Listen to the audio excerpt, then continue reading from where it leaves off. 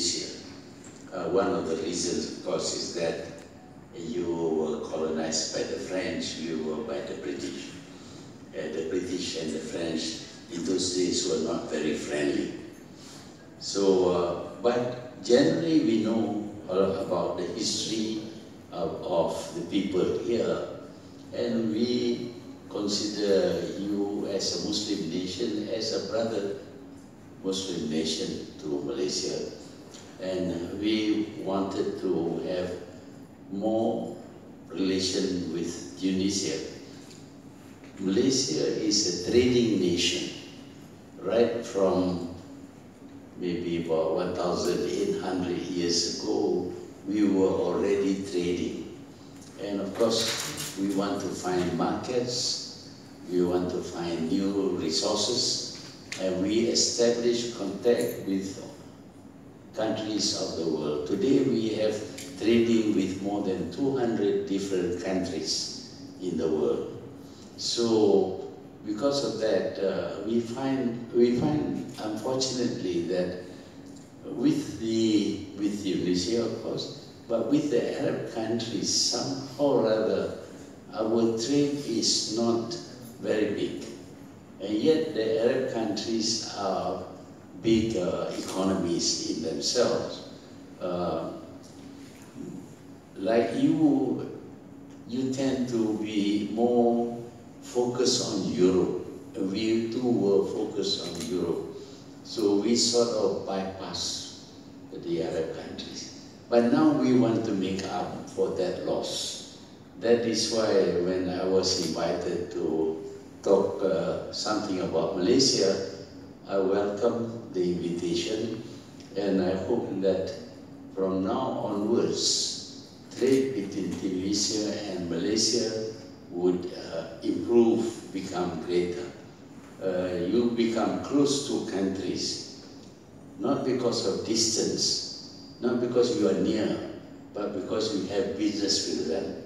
So we have close relation, of course, with Britain, a lot with Europe, with America, with Japan, but not much with Arab countries for some reason which we don't really understand. Thank you. It's very important. Additional to that, we should have some trade organization. Malaysia has trade organization against a lot of other countries, but because we have less contact with Tunisia, we don't have.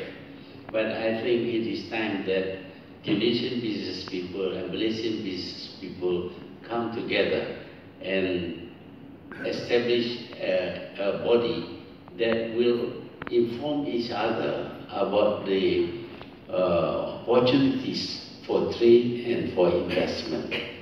The most important thing is information. We do not really know what is your capacity, and you do not know much about our capacity. But if we get more information, especially government rulings, you see, each government has got its own policies and ideas. So when we go to another country, we have to know. Otherwise, we don't conform and we get into trouble. So Malaysia is open. You can know about Malaysia's policy on trade, on investment, because we depend on trade and investment.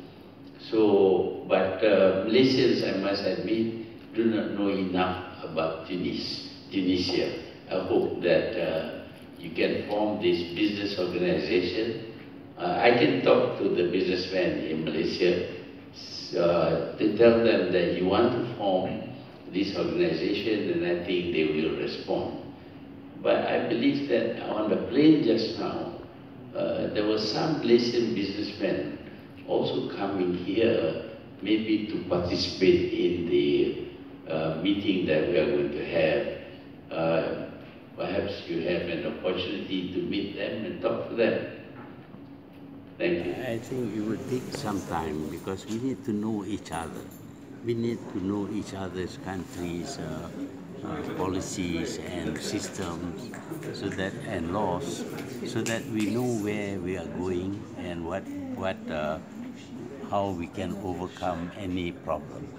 So the first thing to do really is for the business people to form an association between Malaysia and Tunisia and learn all about the way business is done in our two countries.